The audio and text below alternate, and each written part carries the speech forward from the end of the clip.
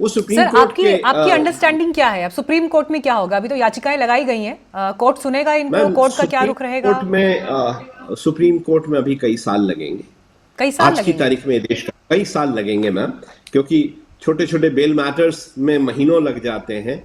और जस्टिस संजीव खन्ना ने एक बहुत बेहतरीन कदम उठाया कि बेल मैटर्स को और जो पर्सनल लिबर्टी रिलेटेड इश्यूज है उनको पहले ले आए। रेगुलर मैटर्स का मैम कई साल में नंबर नहीं आता है। तो ये एक मसला आप देखें ना, कितने ही मसले जो सालों साल अटके रहे। ये कोई 2 दिन का मसला नहीं है। कल पहली बार बहस होगी। उस बहस में जब भी कभी पहली बार लगेगा बहस होगी, उस पर नोटिस इशू होगा, सरकार अपना जवाब फाइल करेगी, ये दूसरे पक्ष सर, अपना ये मेरी रिजॉइंडर फाइल करेगा। पार्डन मी अगर मुझे इसका अंडरस्टैंडिंग बेटर तरीके से ना हो, बट मैं आपसे सवाल पूछ रही हूँ। अभी तो याचिकाएं लगी हैं, अभी कोर्ट पहले ये जी डिसाइड करेगा कि क्या ये सुने जाने के लायक भी है, नहीं है। देखिए, इसी तरह से ये जी प्रोसीजर होगा ना? इसमें यही प्रोसीजर होता है, बट क्योंकि ये एक ऐसा सेंसिटिव इशू है, 99.9% ऐसे मसले में कोर्ट दोनों पक्षों को सुनता है, इसके लिए नोटिस ओके। इशू करता है। और एक चीज तो सर मुझे और क्योंकि एक बताइए, बहुत बड़े एक चीज और बताइए sir, directly supreme court move होना, क्योंकि इस मैटर को लेकर क्या लोअर कोर्ट्स में भी याचिकाएं लगी होंगी, ये मैं आपसे जानना चाह रही हूँ, हाई कोर्ट में या और लोअर कोर्ट्स में। तो फिर क्या पहले वो उन पर कुछ सुनवाई हो, उन पर कुछ फैसले आए, क्या ऐसा भी कोई ओपिनियन सुप्रीम कोर्ट का हो सकता है? देखिए, सिर्फ 2 संवैधानिक कोर्ट्स हैं, हाई कोर्ट्स और सुप्रीम कोर्ट, जो किसी भी कानून की संवैधानिकता को चैलेंज किए जाने वाली याचिका सुन सकती है।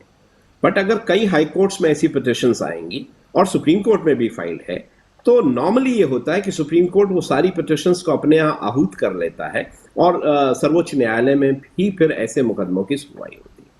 ठीक है शाहिद जी, सालों साल लग जाएंगे, बहुत वक्त लग जाएगा, तो देश बस इसी बहस में फंसा रहेगा फिर। विडंबना तो यही है, दुख तो इसी बात का है। और बिल्कुल सही बात है कि सालों लग जाते हैं। जितना भी प्रोसीजर बताया है बिल्कुल सही बताया, कोई इसमें वो नहीं है। विडंबना यही है, दुख इसी बात का है।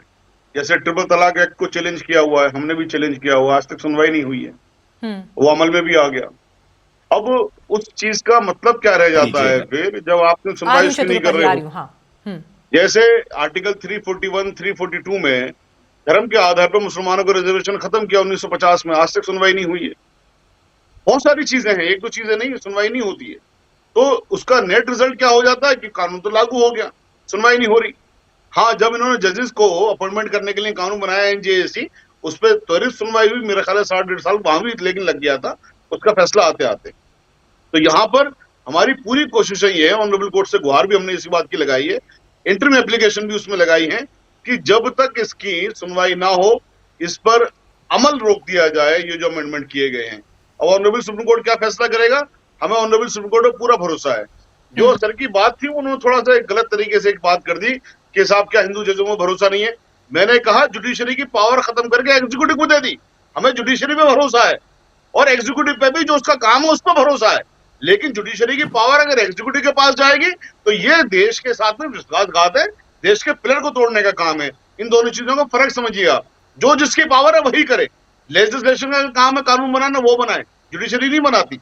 एग्जीक्यूटिव का जो काम है उसको लागू करवाना, वो करे। जुडिशरी का जो काम है वो देखे कि साहब ये कानून सही बना है या गलत बना है, या ये जो टाइटल है उसका है या नहीं है। जो भी जुडिशरी काम वो ठीक करे। है। एक दूसरे काम में हस्तक्षेप होगा तो फिर देश नहीं चल सकता। देश की खूबसूरती ये है, जो देश लगातार तरक्की कर रहा है कि तीनों पिलर मजबूत हैं। ये पिलर को तोड़ने की कोशिश जो करी गई है, ये बहुत गलत है।